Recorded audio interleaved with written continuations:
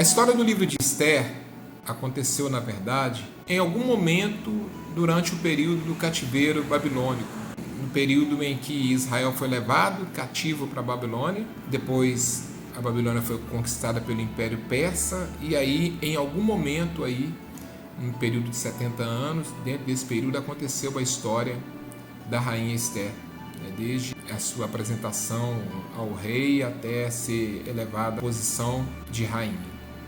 A história de Esther ela é muito interessante, porque nós aprendemos bastante com essa história. Agora, por exemplo, nós estamos lendo o capítulo 3, e nós encontramos aqui o povo judeu sendo perseguido lá no Império Persa por um homem chamado Amã, um homem que se levanta, que se destaca diante do rei Xerxes.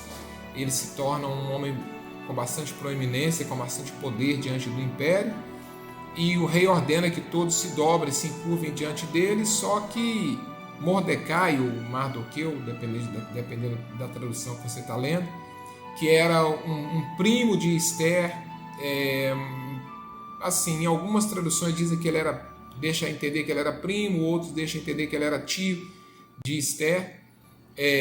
Mardoqueu, ele não aceitou se encurvar diante daquele homem, e porque ele era judeu e os costumes judaicos não permitiam que se fizesse reverência a homens dessa forma, assim, se dobrasse diante de homens. Então Mordecai, por causa da sua fé, por causa da sua religião, né, porque ser judeu, o judaísmo é uma religião, ser judeu é ser um religioso.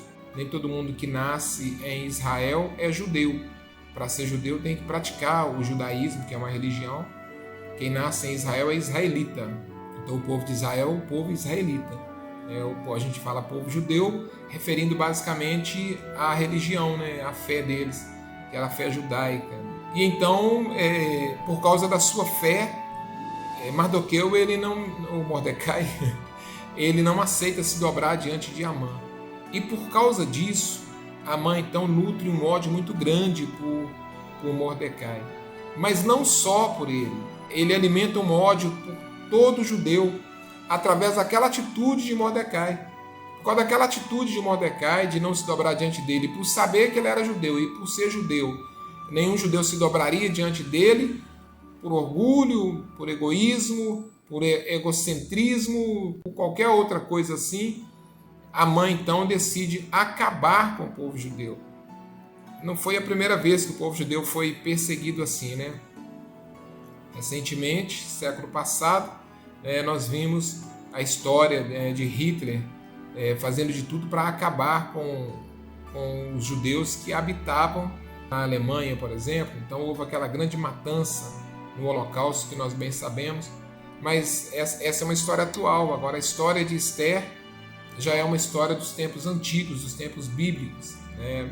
A gente vê a veracidade da história bíblica pela história atual, né? O que aconteceu agora, há pouco tempo, é o que aconteceu naquela época, e é o que muitas nações desejam fazer até os dias de hoje, porque o povo judeu é um povo odiado, é um povo cercado por inimigos que querem destruí-los totalmente, né? Teve um líder palestino que diz há alguns anos atrás que a paz que haveria entre eles e os judeus seria a extinção do povo judeu. O pacto que haveria seria a extinção do povo judeu. Então o povo judeu é um povo perseguido por inimigos. Inimigos se levantam contra para acabar com o povo judeu até o dia de hoje. Muito odiado. Há muito tempo, quando foi declarada a independência de Israel em 1948, Israel foi atacado por várias nações. Juntaram contra Israel várias nações ali ao redor, inclusive o Egito, e vieram contra Israel para acabar com Israel num só dia. Deus deu um livramento milagroso e maravilhoso para o povo judeu.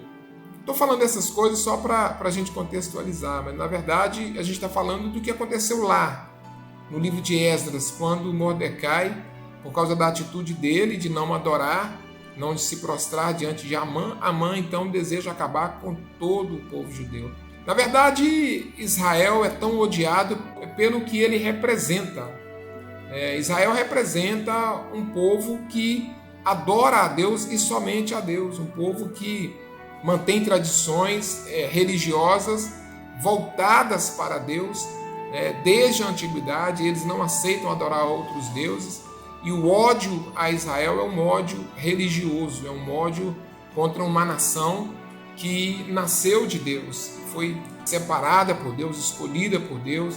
Esse é o ódio que se existe contra Israel.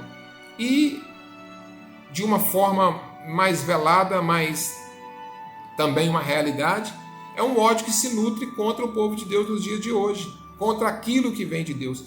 Tudo que vem de Deus é odiado. A Bíblia é odiada por muitos, a igreja é odiada por muitos, a palavra de Deus, quando se fala que a palavra de Deus é odiada por muitos, os princípios de Deus são odiados pelo mundo, porque esse mundo não aceita aquilo que vem de Deus.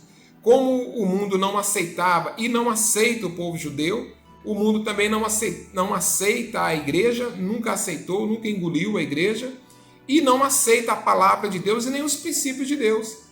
Então, nós vamos sempre estar nessa guerra contra o sistema do mundo. Nós não aceitamos o sistema do mundo, o mundo também não nos aceita.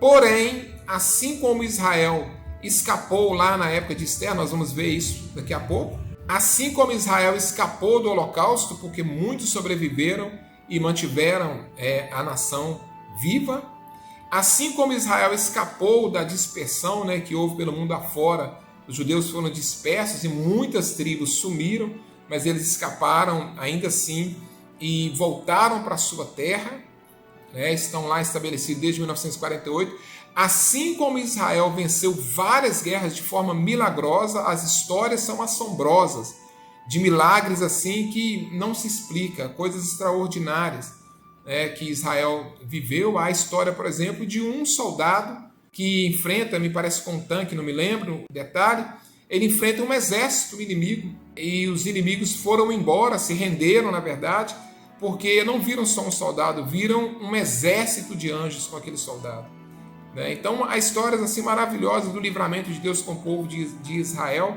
Assim como Deus livrou Israel, livrou também a igreja desde a fundação dela lá em Cristo, através dos discípulos. Mataram muitos, mas a igreja permaneceu viva e vem livrando a igreja até os dias de hoje. E Deus vai continuar livrando, ainda que haja perseguições e dificuldades, Deus vai continuar livrando até o dia em que a igreja for arrebatada. Porque essa obra é uma obra de Deus e ela não pode parar. Embora haja perseguição, embora sejamos odiados pelo mundo, embora o mundo não nos aceite, se levante contra nós de todas as formas, Deus tem um projeto para ser realizado através das nossas vidas. Estejamos à disposição. Senhor, nos ajude a permanecer fiéis ao Senhor e que o Teu nome seja glorificado através dessa igreja viva, santa.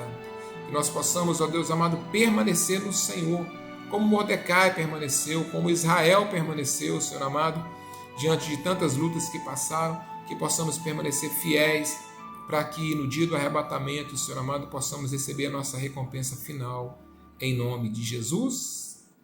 Amém. Deus te abençoe.